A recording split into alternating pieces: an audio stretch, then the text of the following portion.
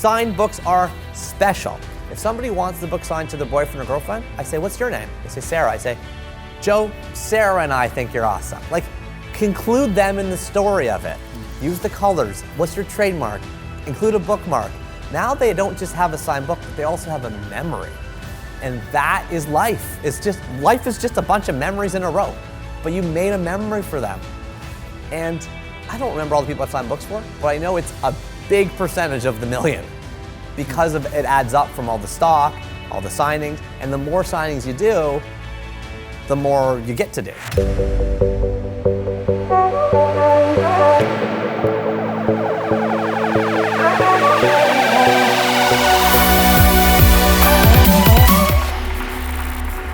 Welcome back to our 10-part series on how to sell 1 million plus books with Neil Pasricha. Today is episode 8. We're talking about sign. Sign, baby. What do you mean? Well, on an earlier part of the series, for those that have watched kind of all the ones leading up to this point, I shared how most of my books have sold in physical copies as opposed to audio or digital, okay? So this advice is a little bit biased towards physical. Here's the thing. A signed book is special. It's special.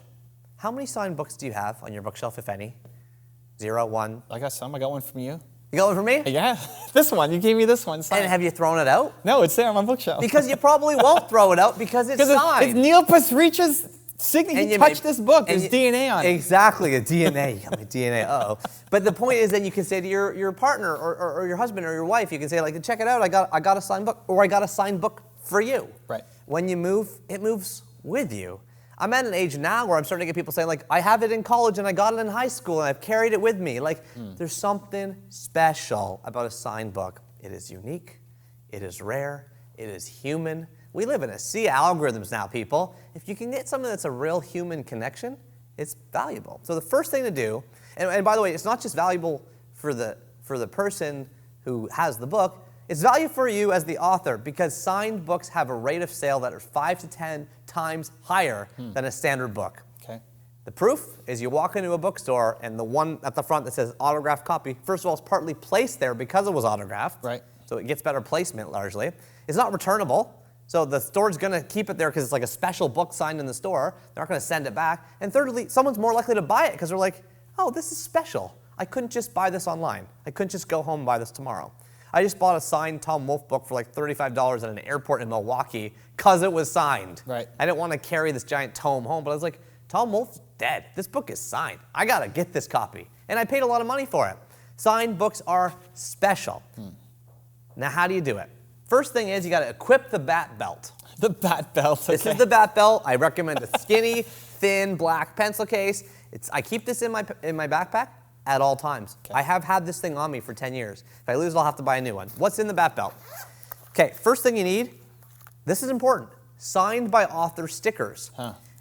Your signed book is worthless if no one knows it's signed. Right. And half the stores have their own stickers. The other half don't. So you got to order your own online. Or when the stores have lots, and you're like, can I take some extras for your other stores that don't have any? They usually give you some. So keep signed books. Second thing is... So you're going into the stores and saying, hey, I'm Neil Pasricha. I've written these books. I'd be happy to sign them for you. Before we even get to that, equip the bat belt. Then I'm going to tell you the different ways to sign. Okay. Because we're going to get to that. That's going to be step 2 and 3. Okay. They told me I had 15 minutes. I'm going on a rant, okay? Let's go. Okay. Second thing you need is you need a signature.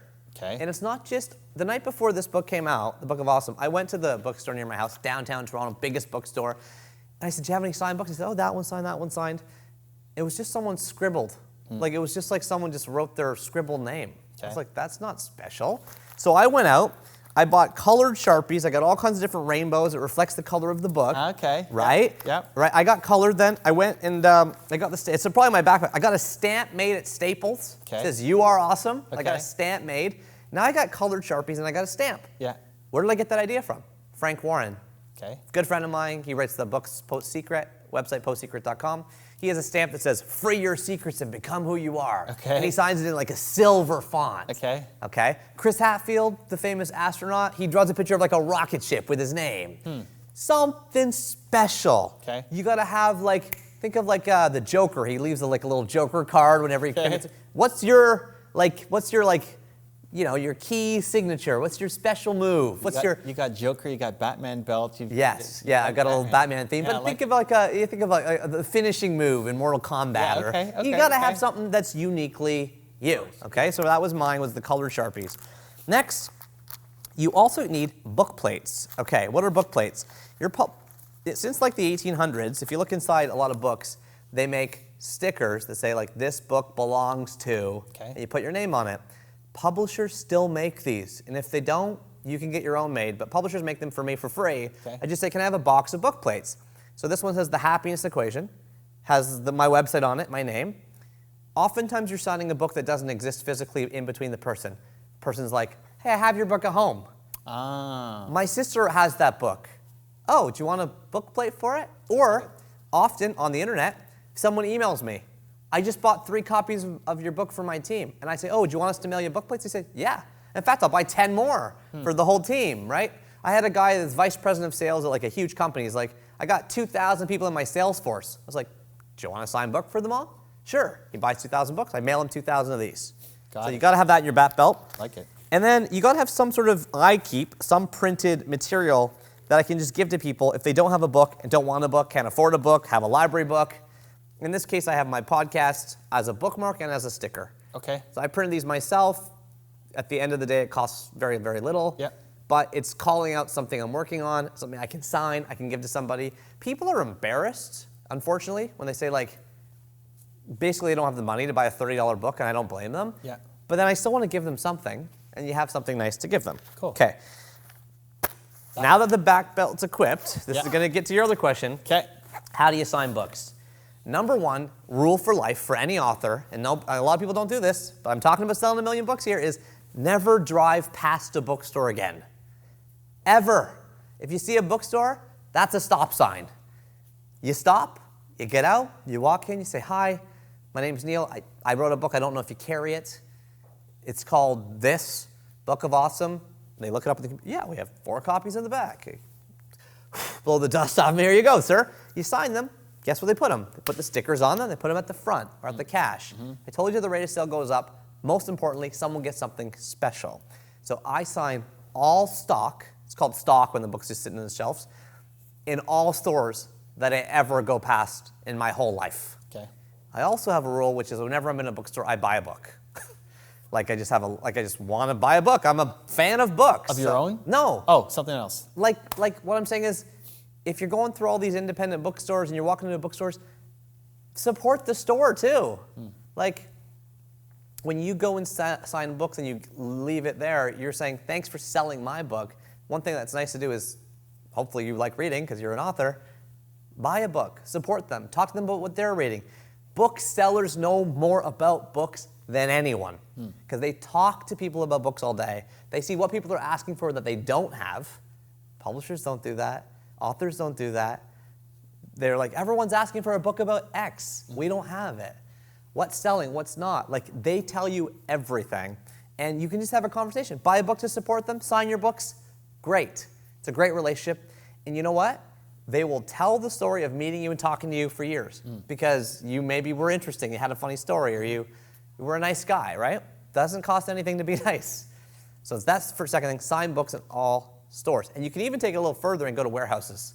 Okay. I have been to warehouses. So you ask big retailers, hey, Christmas is coming. You want me to sign the 1,000 books you have in the warehouse? I have literally gone to the Indigo warehouse and signed a skid of my books. I took packs of Sharpies, had people assisting me. We stickered them all. So now all books in the whole chain, as they get distributed, say signed by author right on them. And that'll be for new orders that are coming out. Yeah, but the warehouse always has tons of books in it. Got it. So it's like now in Whitehorse or the middle of Montana, there might be a signed book that I never could get to that bookstore, but it's signed. So sign all stock in all bookstores. Why not just always do the ones in inventory? Yeah, well, because it's not as easy to do that. First of all, where's the warehouse relative to where you are? I told you the chain that's based in Toronto. Second of all, how much inventory does the chain have? Like, are you making a personal bookseller connection there? No, because the booksellers are in bookstores. Sure. So there's all these reasons. Okay. The other thing that goes along with this is sometimes you'll be signing books with lineups. They're either author signing events. In my case, I do a lot of speaking events. So at the end of my speech, Say I speak from 9 to 10 a.m. I'm speaking for 500 people, and they all got a copy of The Happiness Equation. Well, of those 500 people, 300 of them will wait in line to talk to me. 200 are like, thanks, but I want to go to the pool, right? What the natural human tendency is to do is to say, do this. But a few years ago, I got my book signed by David Sedaris, and it changed my life. Okay. David Sedaris sold many millions of books. He's a humorist. He's from Raleigh, North Carolina. He writes books about autobiographical, funny essays. I saw him speak at Massey Hall in Toronto. The show ended at I want to say 10 p.m. I went to the basement to get him to sign my book. I was still there at 1 a.m. My cell phone had died because it had run out of battery. I hated David Sedaris. I was mad at him. I couldn't believe he'd made me wait 3 hours. But when I got to the front of the line, he just looked up at me. He's like, hey. I'm like, hey, and there was a pause. I'm like, I'm a big fan of your work. I've been reading it for years. He's like, thank you. He waited again.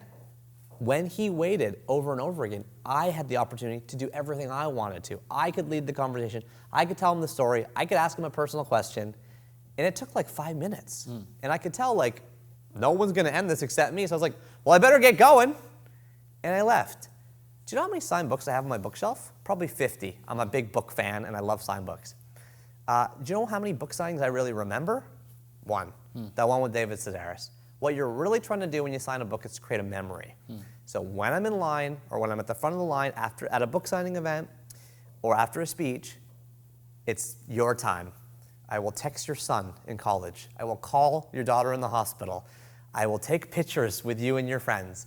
I will write a personal story. If somebody wants the book signed to their boyfriend or girlfriend, I say, what's your name? They say, Sarah. I say, Joe, Sarah and I think you're awesome. Conclude them in the story of it. Use the colors. What's your trademark? Include a bookmark. Now they don't just have a signed book, but they also have a memory. And that is life. Life is just a bunch of memories in a row. But you made a memory for them. And I don't remember all the people I've signed books for, but I know it's a big percentage of the million because of it adds up from all the stock, all the signings, and the more signings you do, the more you get to do. And how do you manage that lineup? Like a nightclub. You're a baller in the corner of a Miami nightclub getting bottle service. What do I mean? I mean, you need someone on pictures, literally someone helping you take, because every phone's different, You need someone tagging the book, so working the lineup with a yellow sticky, putting their name on the front so it can help you, sometimes names are hard to spell, you want to kind of help there. Go slow if the line's really short. Really slow, don't let them leave. Yeah. And then if it's long, you can go a little faster. It's still their time. I still let them control it the way David Sedaris did for me. But, a publicist will run up and say, excuse me, if it goes too long, there is eventually a hard stop if someone's wait until the end to have a million questions or whatever. But I can't emphasize this enough. This is something that not many people do, and it makes a huge difference. You remember, you have one signed book on your bookshelf. It's from me. How perfect, and we didn't plan that. You aren't going to throw it out because it's signed, so it's a bit special. It's not in the book cabinet over there, right? It's special.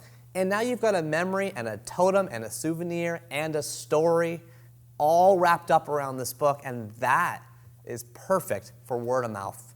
It's perfect for telling people about it. It's perfect for actually reading it. It's perfect for actually doing what the whole book is supposed to do, which is get out there. Sign, sign, sign. It helps everything in the whole selling the million book story. This thing was going through my head. For people who, they don't have an audience as big, or they're worried that nobody's going to show up to their book signing. That was part 2. We already said find your fans first. So you have your fans already. Otherwise you're back there. You can't publish this book till you got your fans. And if you're a first-time debut novelist, out of the gate, there are people like that. My personal experience, I can't speak to that. I only know the way to sell 1 million books through nonfiction, through having them, that's my story, so I'm sharing that. But I think finding your fans is important at the beginning. But you're saying, okay, if you don't have them, then what? Well, but I'm just trying to think now, how do you start getting more of these signed opportunities? So what you're saying is every time you're doing a speaking gig, you're also selling books and you're doing a signing at the end, right? I'll tell you how to do it. Okay. You go into all the bookstores near your house, and you say simply this: may I do a book signing here? And they will say yes, because bookstores like having authors in there doing bookstores. Right. They might say no if it's like the week before Christmas and you want to be there Saturday morning or something. Right. But just being kind to them and respectful to them, they'll say yes. Now, it's a humbling moment, because you're walking into a bookstore, either with your own book, if it's self-published, or off the shelf if it's not. They have to usually order up. So if they keep 2 books of your store in stock, maybe they're ordering 50 for this big moment, your Saturday morning in November. And I say it's humbling, because you're sitting at a stand, you got your book on display, no one knows who you are, no one knows your book, you got 3 hours. Just make the 12 people you talk to important. Be honest, be a genuine, interesting person or interested in them, and maybe you sell 5, 10 books. They only carried 2 of your books before.